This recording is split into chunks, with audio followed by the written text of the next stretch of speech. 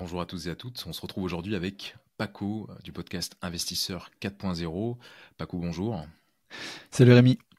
On va parler long terme aujourd'hui avec toi, non pas en parlant d'actions, mais en parlant d'obligations, parce que tu es principalement connu sur ton podcast pour être quelqu'un qui parle d'immobilier. Mais avant ça, tu es passé par l'analyse crédit, par une boîte qui s'appelle Moody's, qui n'est pas les moindres. Également, tu connais très bien ce marché obligataire. On a eu l'occasion tous les deux de bosser ensemble sur le sujet de l'IPO d'Odyssée Technologies. Et voilà, je trouvais ça très intéressant également de te présenter du coup à l'audience parlementaire, mais que tu puisses parler de ce sujet assez peu connu que sont les obligations, alors que eh bien, des investisseurs comme Warren Buffett y souscrivent de temps à autre, surtout en période de crise.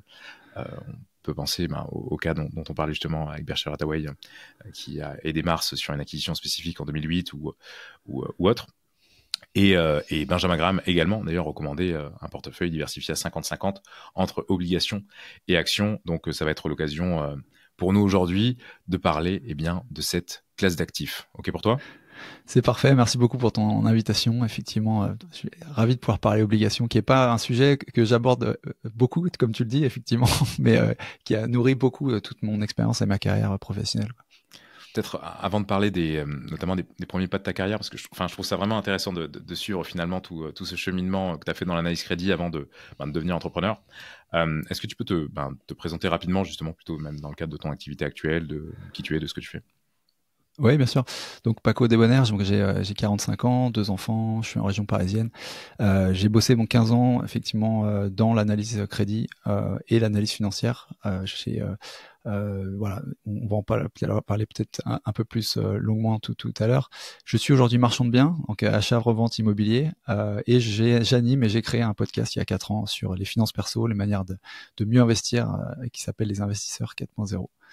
Sur plusieurs classes d'actifs du coup, pour le coup. Et j'ai eu le plaisir de te recevoir d'ailleurs, Rémi, il y a peu de temps. Tout à fait, très bien. Tu démarres dans l'assurance crédit avant d'intégrer Moody's. Est-ce que tu peux nous parler un petit peu de en quoi ça consiste, finalement quel était ton métier à ce moment-là, sachant qu'il y avait vraiment toute une notion de relation aux dirigeants et d'analyse qualitative qui m'a marqué lorsque tu m'en as parlé. Ouais.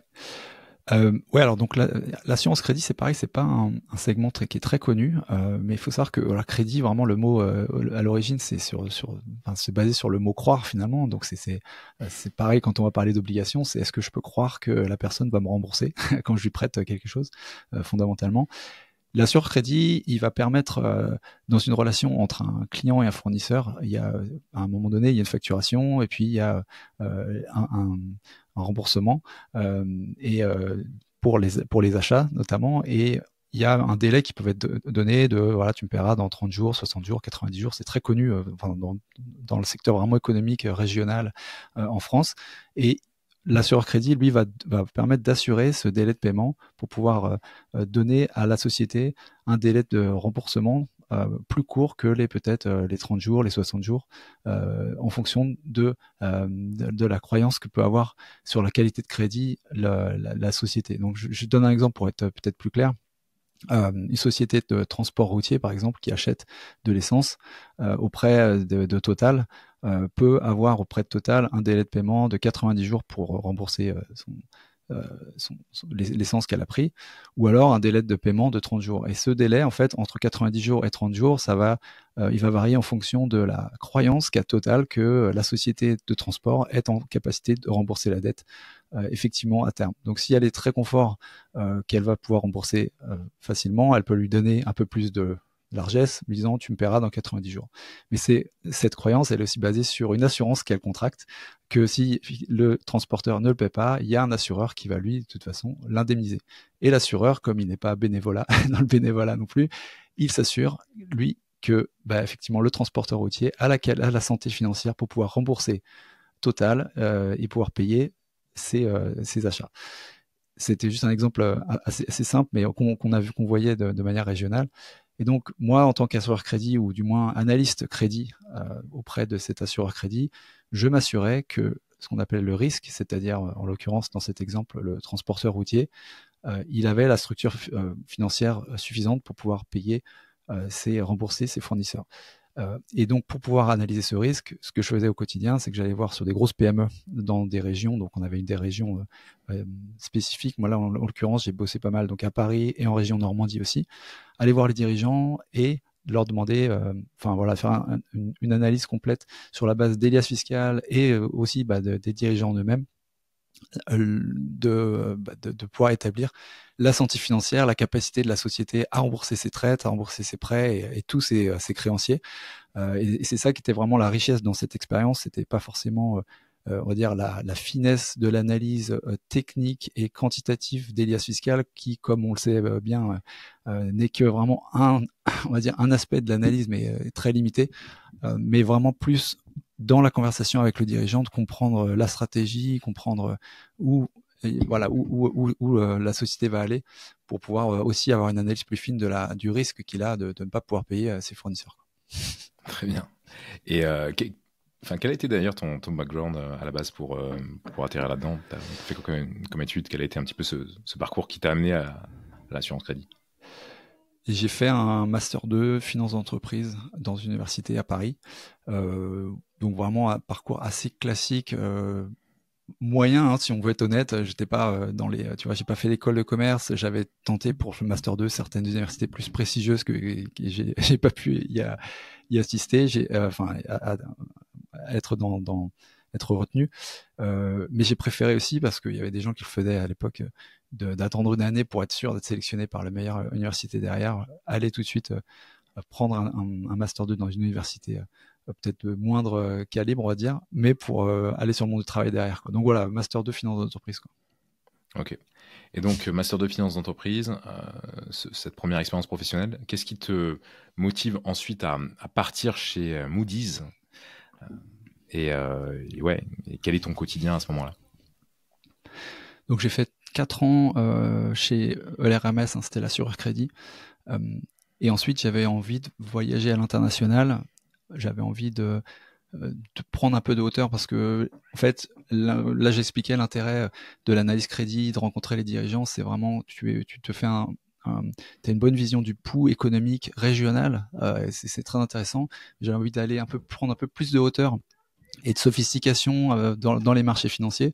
Et donc, il y avait cette opportunité de rejoindre Moody's qui agrandissait à l'époque son bureau à Londres, qui était vraiment le bureau européen. On était avant le Brexit, européen, de tout le coverage européen des obligations. Et donc là, en fait, je suis passé d'une analyse plus économique, encore une fois, l'assurance crédit, à une analyse plus financière où il y avait d'autres types de considérations pour pouvoir migrer. C'est pour ça que j'ai bougé à Londres, en fait. Très bien. Et qu'est-ce que je faisais? Excuse-moi. Qu'est-ce que tu faisais, sachant que Moody's, pour rappel, du coup, c'est une agence de notation assez connue. Mais qu'est-ce que tu faisais? Qu'est-ce que fait Moody's? Sachant que la question qui suit sera bien sûr celle de 2008, quoi. Sachant que moi, c'est intéressant parce que moi j'arrive en 2010 à Londres, donc juste après le traumatisme, donc qui était encore très frais dans la tête de tous mes dirigeants, tous mes chefs, tous mes managers. Donc c'est intéressant. Ouais. L'agence de notation, elle donne au marché, donc au marché de manière générale, une note sur la capacité d'une société à rembourser sa dette. C'est le même principe un petit peu, sauf que c'est sur un niveau beaucoup plus élevé. C'est un marché financier, donc c'est des sociétés beaucoup plus grosses en termes de structure, de capitalisation, qui pourraient par exemple emprunter auprès de leurs banques et qu'elles le font, mais qui peuvent aussi emprunter de par leur taille, de par leur visibilité, leur structure. Elles peuvent emprunter au marché, c'est-à-dire elles peuvent émettre des obligations, ce qui leur donne la capacité d'emprunter, de prendre de la dette. Et donc de diversifier leurs sources de financement. Et elles vont le faire parce que elles vont le faire auprès d'investisseurs qui, eux, sont intéressés par la qualité de crédit, évidemment, de cette boîte et qui est informé par la notation, donc les fameux A, B, C, D que tu peux voir auprès de Standard & Poor's, Moody's et Fitch. Les 3 agences de notation, c'est un secteur très, on va dire, c'est un oligopole finalement entre ces 3 agences qui se partagent le marché depuis des années, notamment Moody's. Je crois qu'ils sont à 150 ans d'histoire et qui n'a jamais été vraiment démantelé, même après les scandales. On va peut-être en parler des subprimes. Ouais, merci déjà pour ces premiers éléments. On- il est dit que la crise de 2008 est en partie due aux agences de notation. Déjà, qu'en penses-tu et existe-t-il finalement un conflit d'intérêts entre ces structures-là et celles qu'elles auditent, sur lesquelles elles ont finalement un énorme impact? Oui, bien sûr. Bah, enfin, très clairement, on peut comprendre la critique hein, quand, et je pense que les gens, beaucoup de tes auditeurs et des gens qui te suivent ont déjà vu le film The Big Short avec la fameuse scène de l'analyse S&P qui dit qu'elle a donné une note parce que si elle ne donnait pas cette note favorable, le client allait partir chez la concurrence. Euh, Bon, je pense qu'il y a du vrai. Et là, on parle vraiment, encore une fois, quand on parle des produits qui étaient les subprimes, qui étaient finalement des tas de dettes qui étaient empilées les unes sur les autres, qui donnaient dans un produit financier monstrueux, qui était qui ne pouvait pas être analysé euh, et qui l'était quand même, en fait, et qu'en fait personne ne pouvait savoir ce qu'il y avait dedans. Et c'est pour ça que ça a explosé, pour ça qu'il donnait encore, juste avant que ça explose, des notes très favorables. Euh, donc on parle vraiment d'un segment, encore une fois, qui voilà, je pense que Moody's et S&P, enfin, ils y ont clairement contribué, mais c'est plus, si on regarde un petit peu en termes, tu parlais de conflit d'intérêts, moi j'ai plutôt tendance à penser que c'est un peu de la naïveté et de l'incompétence, en pensant qu'on était capable d'analyser des produits qui étaient par essence, par nature, voilà, des choses complètement monstrueuses et peut-être aussi un peu trop de confiance en soi. Bon, il y avait aussi le conflit d'intérêts parce qu'ils prenaient des fils quand même derrière. Mais ouais, je pensais que c'est entre les deux, entre l'incompétence et pas avoir vu qui avait pas les compétences d'analyser des produits qui étaient beaucoup trop sophistiqués et beaucoup trop risqués. Ah, Je te rejoins en tout cas sur ce point. Enfin, j'ai beaucoup de potes dont j'estime beaucoup l'intelligence qui sont assez, comment dire, qui sont assez complotistes, voire collapsologues à certains égards. Et moi, j'ai plutôt tendance à croire énormément plutôt dans la connerie humaine, quoi. Dans le fait que les gens sont globalement bien intentionnés, mais font des bourdes, quoi, et créent des machines extrêmement complexes qu'ils ne maîtrisent plus, plutôt que de penser ouais, à une caste qui essaye, enfin, qui ne veut du mal en particulier. Je pense que globalement, le monde est au global bien intentionné, mais juste qu'on se fourvoie avec l'enfer et pavé de bonnes intentions, quoi. ouais, je pense aussi. Et il y a encore aujourd'hui, enfin, moi j'étais analyste dans la structure corporate, donc j'analysais les boîtes de plusieurs secteurs, d'abord dans le média et ensuite plutôt des projets, des aéroports, des choses comme ça, dans l'infrastructure. Il y a quelque chose que je trouve assez différent, par exemple, de mes collègues qui étaient dans la branche de banking, en fait, c'est que je trouve que dans le corporate, c'est assez simple pour ce qui est liquidité et défaut, en fait, de pouvoir prédire quand la société est vraiment au pied du mur et finalement cash is king, tu vois, et la trésorerie, elle parle en fait. Et dans les valeurs bancaires, il n'y a pas cet aspect-là. Il y a beaucoup de choses dans l'analyse d'une banque d'un point de vue d'analyse, d'un point de vue Moody's ou Fitch, qui est basé sur des modèles, sur des estimations.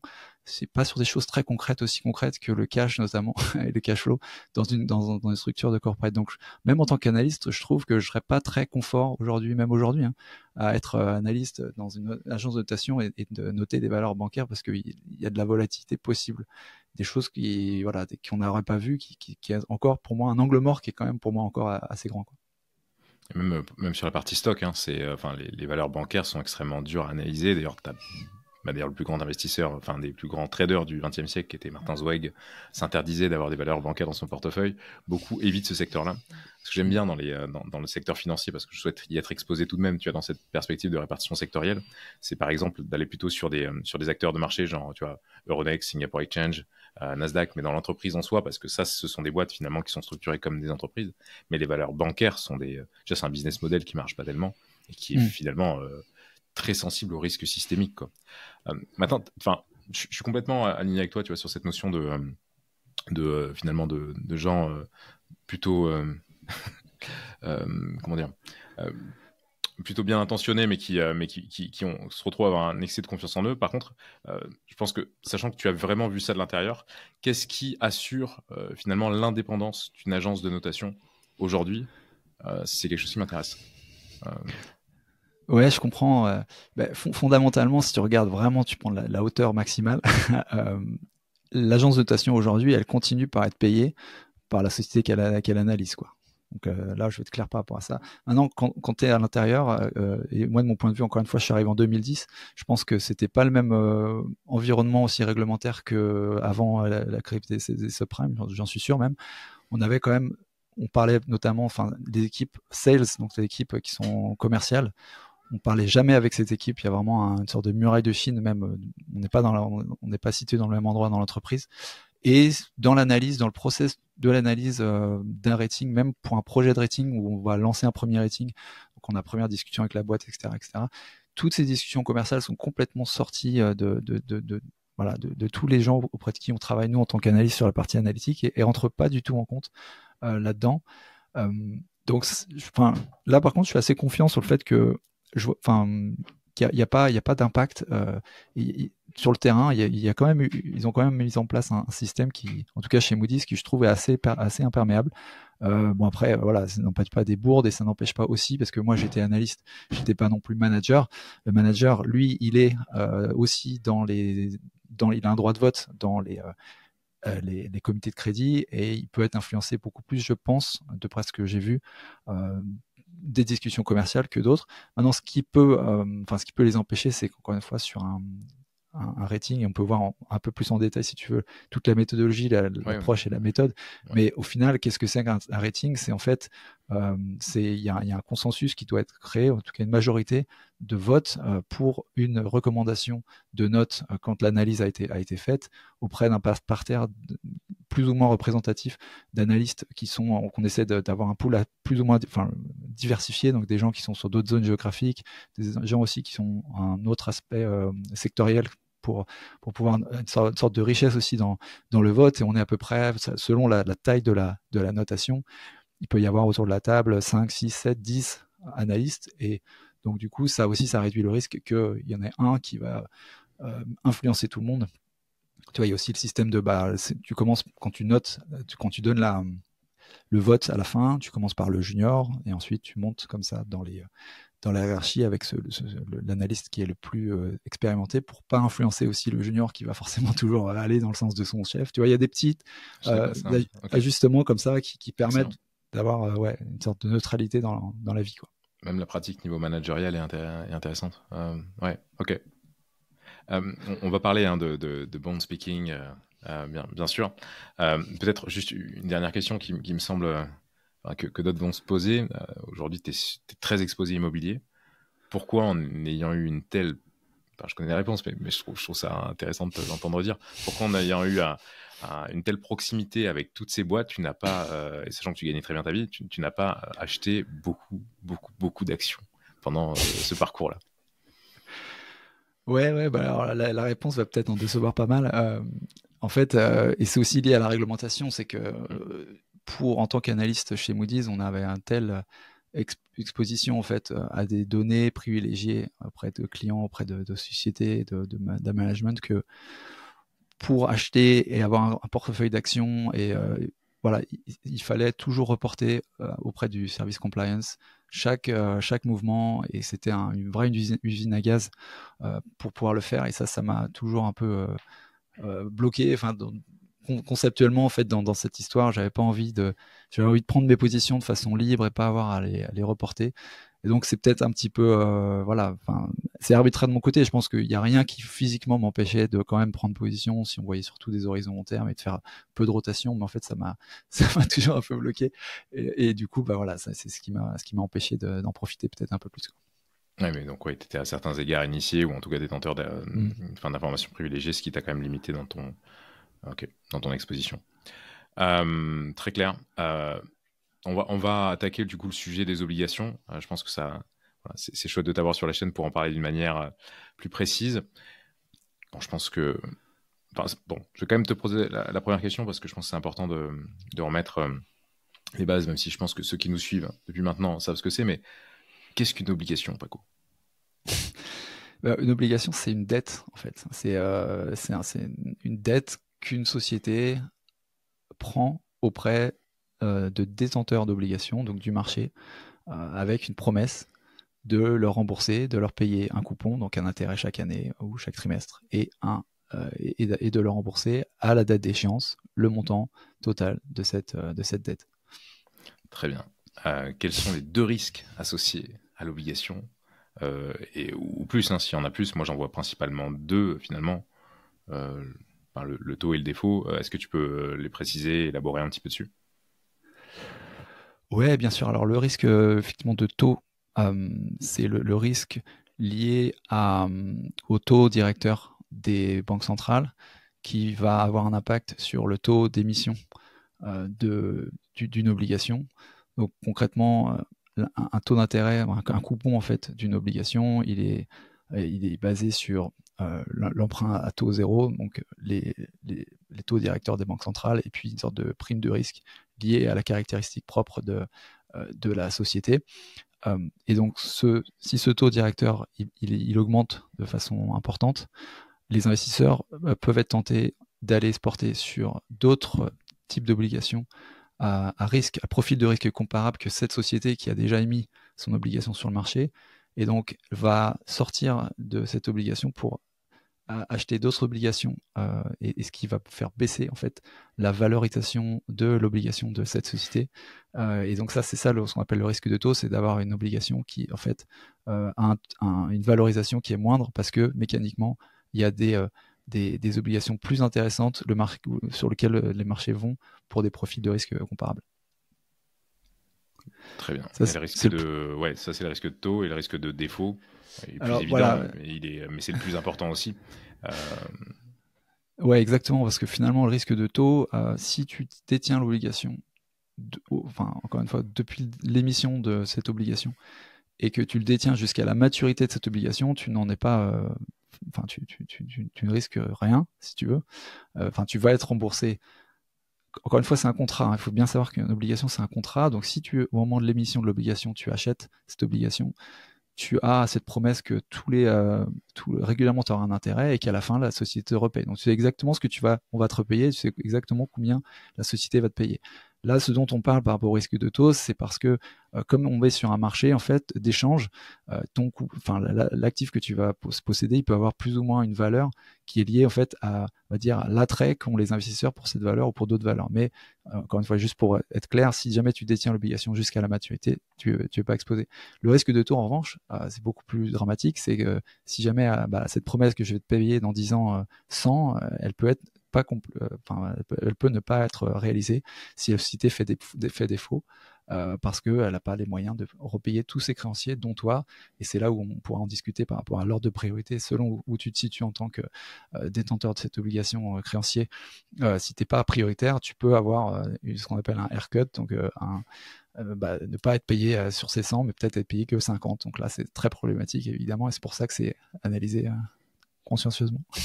Tout à fait. On va revenir sur cette notion de... Peut-être même on peut le détailler dès maintenant.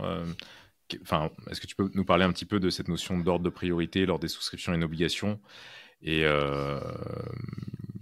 des différentes manières dont un investisseur, en revanche, est plus protégé avec une obligation qu'avec une action? Ouais, donc comme je disais, l'obligation, c'est un contrat qui a des clauses très, très spécifiques et qui protège le créancier en cas de défaut, que la valeur que va être retenue par la société va être allouée en priorité à soi ou aux autres. Typiquement, une société fait défaut sur ça. Voilà, tout ce qui est capital, est complètement ramené à zéro, puisque c'est eux c'est eux qui vont prendre le risque de défaut à plein en premier. Eux, ils n'ont aucune garantie, ils n'ont aucun, on va dire, contrat qui les protège, qu'un mécanisme contractuel qui va les protéger. Eux, ils ont pris le risque. Ils sont venus pour la croissance, pour les dividendes ou pour la revente derrière. Donc l'investisseur en equity sur le capital. Exactement, l'investisseur en equity. En revanche, donc lui, il va prendre le premier coup, le premier choc. Ensuite, quand on est créancier, on peut être créancier en haut de bilan ou au moyen de bilan, c'est-à-dire on peut être soit on est prioritaire dans par exemple une obligation senior et secured, donc garantie. On a le risque le moindre de pas être repayé parce que toute la valeur va être dirigée en premier sur nous si jamais il y a un défaut, une fois que dans le repaiement. Donc la société, elle fait défaut, elle repaye en premier ses fournisseurs, ensuite sa dette quand elle est garantie, senior, et puis ensuite si le reste de l'argent, elle va payer la dette plutôt junior, et ensuite la dette mezzanine qui est un petit peu entre les deux. Donc c'est important quand on souscrit une obligation de savoir où on se situe dans cet ordre de priorité pour savoir voilà, quelle est la chance ou pas d'être payé, quoi. Très bien, très bien, très bien. Tu connais mon amour pour l'analyse financière, plutôt encore une fois orientée action. Comment on analyse une société spécifique dans une perspective plutôt d'investissement obligataire ou d'investissement dans des obligations convertibles en actions, par exemple?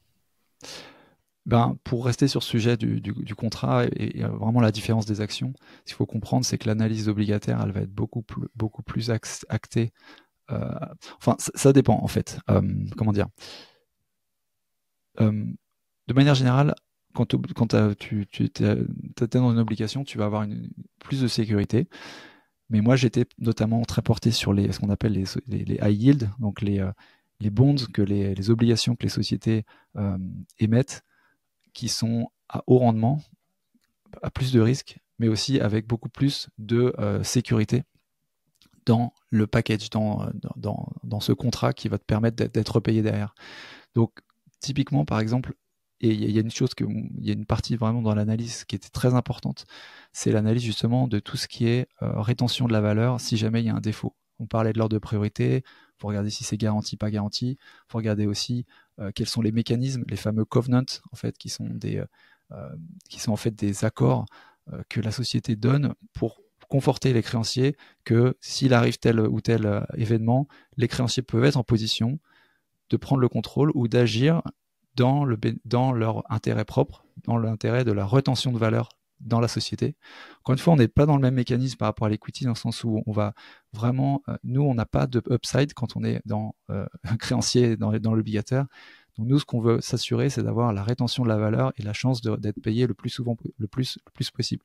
On sait qu'on va avoir des coupons qui vont nous être payés régulièrement, mais on veut être sûr d'être payé à la fin. C'est vraiment ça, on va dire, l'approche, alors qu'en equity, tu veux plutôt regarder l'upside.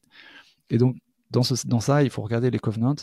Et avoir des covenants, par exemple, serrés, c'est avoir des covenants, c'est-à-dire des obligations que la société se donne, que si, par exemple, elle n'atteint pas un certain ratio financier de liquidité, où eh bien, les créanciers peuvent se mettre autour de la table et décider qu'est-ce qu'on fait, être beaucoup plus actif dans la stratégie de la société pour retenir sa valeur et être sûr d'être partie prenante dans sa valeur. Et pendant un moment, notamment dans les années 2010, il y avait des structures que nous on analysait qui étaient Covenant Light, c'est des sociétés qui, comme le marché était très très actif et très demandeur de coûts d'obligations, les sociétés avaient beaucoup plus de largesse dans les covenants qu'elles pouvaient offrir au marché et du coup pouvaient se permettre, parce qu'il y avait beaucoup d'intérêt pour leur papier, d'avoir très peu de système de contrôle pour les créanciers. Donc en gros, ils pouvaient faire ce qu'ils voulaient, les créanciers n'avaient plus aucun contrôle. Donc ça, c'est quelque chose de très intéressant qui est assez spécifique au high yield, mais que je trouvais intéressant dans l'analyse. Alors c'est pas la première chose, hein, pour répondre à tes questions. Il y a d'autres aspects qu'on peut voir beaucoup plus classiques et qui paraissent peut-être par rapport à l'equity. Mais cet aspect structurel, contractuel, c'est vraiment un élément qui est beaucoup plus important que dans l'equity. Tout à fait. Et sur la notion de ratio, quels sont selon toi, est-ce que tu as un cadre de sélection obligataire assez classique, des ratios justement qui sont pour toi des red flags, des choses qui sont pour toi évidentes, mais vraiment si on s'intéresse aux ratios financiers relatifs à des obligations, je sais que plusieurs membres de la communauté sont exposés sur des obligations plutôt en gré à gré ou autres, ou de marché, et ça serait intéressant de savoir quels sont pour toi, en tant qu'analyste plutôt de grandes boîtes, tes ratios financiers, quoi. Ouais, là, il faut regarder aussi par rapport au secteur, mais tu vois, typiquement, un dette sur EBITDA, qui est vraiment le ratio le principal qu'on va regarder, l'endettement sur le BE, quoi, l'excédent brut d'exploitation.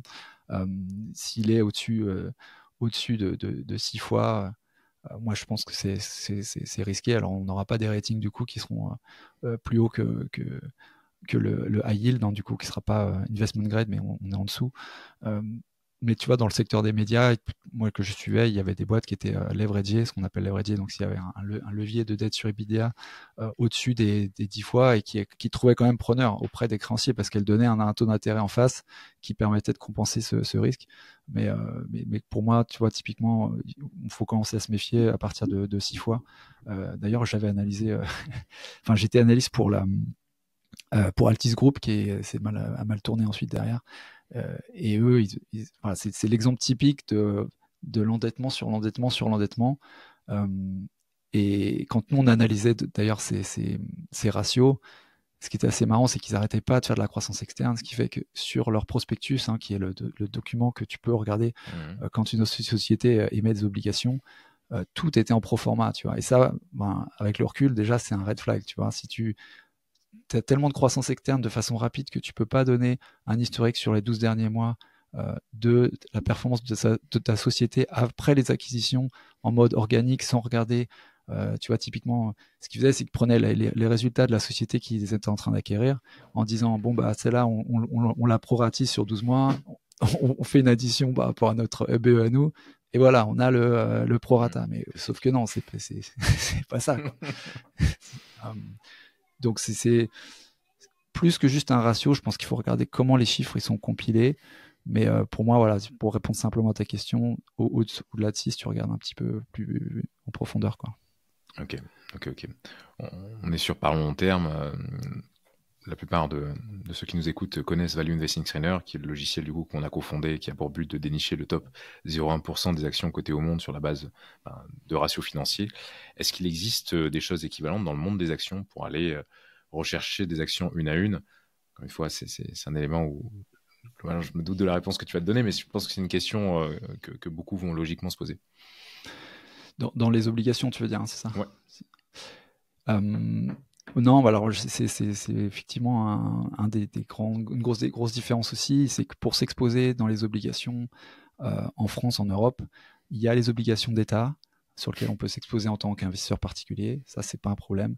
Il y a les blue chips, donc les grosses sociétés sur lesquelles on peut aussi se positionner de façon, on va dire, individuelle, mais qui sont pas, pour moi, celles où, on va dire, pour un investisseur obligataire, aller sur ces valeurs-là, c'est un petit peu dommage dans le sens où pour moi, c'est pas là où il y a la vraie valeur d'une obligation. Enfin, la valeur de croissance, quand tu investis dans une obligation, elle est plus sur aller chercher des papiers qui sont sous-cotés ou qui sont malmenés, en espérant ensuite pouvoir qu'il y ait une récupération. Donc c'est vrai que dans les stratégies dont on voyait les investisseurs, notamment au UK, c'était beaucoup, par exemple, on entendait parler des fallen angels, tu sais, c'est les sociétés qui étaient investment grade et qui sont passées juste en dessous et ont été downgradées par les agents de notation.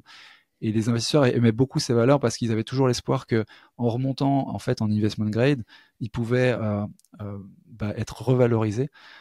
Et que si fondamentalement ils avaient été investment grade, ils pouvaient l'être plus tard, et en plus il y a, tu sais, ces systèmes de marché de liquidité où en fait il y a des fonds qui se portent que sur un certain niveau de rating, et donc quand tu montes et que tu passes un cap, tu passes investment grade, tout d'un coup tu deviens attractif pour tout un tas de poches, ça libère des poches de liquidité d'investisseurs instituts qui n'étaient pas là avant, donc mécaniquement aussi ça va apprécier ton titre. Donc il y a des stratégies comme ça auxquelles on pourrait vouloir s'exposer, et malheureusement en Europe, c'est beaucoup via les fonds, donc qui ont une communication par rapport à dans quoi elles investissent, quelles sont leurs thèses d'investissement. Donc c'est intéressant aussi, mais tu vois, c'est pas aussi peut-être excitant que ce que tu peux faire quand tu fais le stock picking en action, où tu vas vraiment dégoter ta pépite et faire ton analyse propre sur cette valeur et essayer de jouer ça, quoi. Ok. Et comment est-ce que déjà, est-ce que dans le reste du monde, tu as des screeners bonds sur lesquels un investisseur particulier en Europe peut s'exposer? Parce que c'est quand même quelque chose qui est notamment plus développé aux US. Ouais, Et est-ce que c'est des choses est-ce que tu peux aller faire du bond speaking, de high yield aux US par exemple? aux US, tu peux, ouais. Aux US, tu peux faire ça. Et c'est pour ça aussi que c'est plus intéressant là-bas. Le marché est beaucoup plus gros. Il y a aussi ce qui s'appelle les penny stocks, hein. Tu peux faire ça aussi au UK, où tu peux aller voir Mais il y a la même chose pour les obligations, donc penny stock c'est pour les equity, mais tu peux faire ça aussi sur ces marchés-là. En France, il n'y a pas ça encore du tout, quoi. Donc ça, c'est un peu malheureux. Après, ça demande quand même encore une sorte de sophistication supplémentaire, je dirais, parce que tu vois, là, je parlais techniquement de se palucher un rapport annuel pour voir les perspectives de croissance sur des actions consumer goods. Il y a des choses qui sont quand même plus faciles de pouvoir appréhender pour un investisseur qui est peut-être moins sophistiqué, mais aller comprendre la complexité des leviers, sur les aspects contractuels, dette, c'est quand même pas à la portée de tout le monde. Et, c'est vrai que, ouais. Le sujet de la dette est un sujet passionnant, hein. Moi, je suis très orienté equity, mais c'est pas exclu qu'un jour ou l'autre, je m'intéresse à la dette, peut-être plus même, tu vois, au rachat de dettes sur les equity swaps, sur des sociétés qui vont mal et qui dû à un PGE ou autre. Et d'ailleurs, une boîte comme Odyssey Technologies, c'est en partie introduit en bourse vis-à-vis pour se renflouer face à son PGE, ce qui lui a très bien réussi et lui réussira très bien de mon point de vue. Mais c'est intéressant le sujet de la dette est central finalement même dans une économie, sachant que 90% de l'argent en circulation, c'est du crédit. Et tout investisseur se doit quand même de s'informer, je trouve, sur ces sujets-là. Et d'en comprendre ses tenants et aboutissants. Et après, c'est vrai que le marché est moins mature en France et en Europe de manière générale, mais également les conditions de crédit en Europe sont très différentes des conditions de crédit aussi aux US, où finalement, du coup, ces notions d'obligation sont aussi plus développées, je pense, pour ces raisons-là. Bon, après, ça c'est un point de vue. Ouais, bien sûr. Non, c'est clair. Peut-être, du coup, pour terminer là-dessus, comment est-ce qu'on choisit du coup un fonds obligataire ou un ETF obligataire? Quels sont tes critères de choix? Comment est-ce qu'on faut juste aller vers du high yield? Qu'est-ce qui fait qu'un ETF high yield ou un fonds high yield est mieux qu'un autre? Sur quoi on se base finalement pour faire son choix? Je pense que le track record, l'historique des données, c'est quelque chose qui est très intéressant à analyser dans un premier temps. Aussi la pertinence et comment dire, la continuité de l'équipe du gérant du fonds qui se situe à la tête de ce fonds, les rotations aussi qu'il a fait, enfin un petit peu comme une analyse de boîte finalement, hein, sauf que lui, son business c'est de trouver les pépites, les obligations qui vont bien et de continuer sa thèse d'investissement. Mais c'est vrai que des fonds ou des ETF qui changent toutes les 5 minutes, et quand je parle de 5 minutes, je parle même d'une année sur l'autre, tu vois.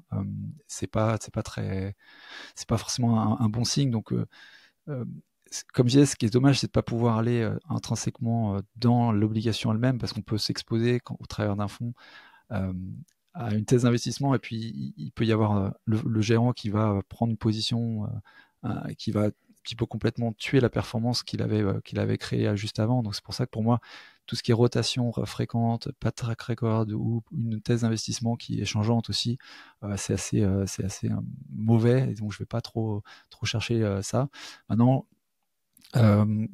dans l'objectif je pense, dans l'objectif d'aller chercher des ETF ou des fonds, il faut pas penser qu'on va faire vraiment des grosses perfs. Tu vois, on va vraiment cranter parce que tout simplement, tu vois, si le but du fonds ou de l'ETF c'est d'aller dans la diversification, ça dilue forcément la performance, ça dilue le risque aussi, hein, c'est le but, mais je pense pas qu'on puisse y aller en se disant je vais faire une belle performance, c'est-à-dire tu vois de double digit ou autre sur des fonds ou des ETF obligations aujourd'hui pour moi, quoi. Qu'est-ce qu'un investisseur peut raisonnablement espérer sur du high yield orienté petite boîte via du fonds qui te coûterait 1,5 de frais et qui serait bien géré partout dans le monde? Qu'est-ce qu'il peut espérer en performance brute et nette? Je pense qu'il peut être juste moins de 10%, ce qui est déjà bien sur une horizon. Encore une fois, s'il tient sur la durée, je pense qu'il est entre 6 et 10, quoi, pour me donner une c'est à peu près ce qu'on. Ouais, je crois que le fonds là sur lequel est pas mal Christophe, mon associé sur le Family Office, qui l'apprécie, il tourne à 8-9. Ouais. Ok. En net pour l'investisseur. Ok. Est-ce que tu aurais comme ça peut-être un ou deux gérants ou un ou deux ETF ou fonds qui t'ont marqué et que tu apprécies en particulier, juste pour la recherche, hein, sans donner de, de conseils en particulier. Et tu peux dire non, hein, si tu n'en as pas en tête, mais si tu en as, n'hésite pas à nous les partager. Je pense que ça peut nous... Ouais. Je regarderai, je n'ai pas là en tête. On n'est pas en tête, Rémi, mais je pourrais regarder et te le proposer si jamais au moment de la publication, tu me mets dans les notes. Ouais. De toute façon, on s'était dit qu'on se referait potentiellement un épisode, peut-être plus en détail sur justement les opérations de Berkshire Hathaway sur l'obligataire, notamment sur toute la période 2008, pour étudier peut-être un petit peu en détail l'ETF aussi Agov de Gavcall, donc de Louis-Vincent Gave, qui est le fils de Charles Gave, peut-être des options aussi comme Credit Star, et pourquoi pas des ETF aussi que tu apprécies bien ou que Christophe recommande dans le cadre du Family Office. Donc ça nous fera l'occasion d'un nouvel épisode, sans doute. Ok pour toi? Ouais, complètement. C'est une super idée. Je pense que c'est vraiment, on pourrait créer beaucoup de valeur à vraiment chercher concrètement et montrer, voir même avec l'écran les choses où on va se porter, qu'on va regarder pour donner un peu de mon approche avec grand plaisir. Mettez plus un en commentaire si c'est quelque chose qui vous intéresse au minimum, et un commentaire plus long pour, si possible, pour le référencement, en likant et en s'abonnant bien évidemment à la chaîne à la régulière. Merci beaucoup pour ta venue. Est-ce que tu vois quelque chose à ajouter ou on clôture l'épisode là-dessus? Non, écoute, c'est très cool. Je suis très content de partager justement un peu de l'expérience pour des gens qui sont plus en action, toujours à l'écoute aussi des, on va dire, critiques constructives ou des échanges sur voilà, pourquoi ne pas aller sur tel segment ou autre. Et c'est vraiment là-dedans qu'on devient un peu plus sophistiqué, expérimenté, intéressé. Donc, si les gens veulent me joindre aussi, avec plaisir pour leur répondre sur ce sujet. Bah écoute, n'hésite pas à nous faire, à m'envoyer toutes les ressources que je mettrai en description, et peut-être qu'on sera même, peut-être la seconde session, soit on se la fera sur la chaîne, soit en live privé à tous les abonnés de ma newsletter ou autre, pour que ce soit plus interactif directement avec tous les investisseurs qui la suivent. On verra ça. Bon, en tout cas, encore merci pour ta venue, et on se dit à très vite. Et je vous dis à très vite pour un prochain épisode ou autre sur cette chaîne YouTube ou sur celle de Paco, les investisseurs 4.0. Merci beaucoup, Rémi. À très Un vite. plaisir.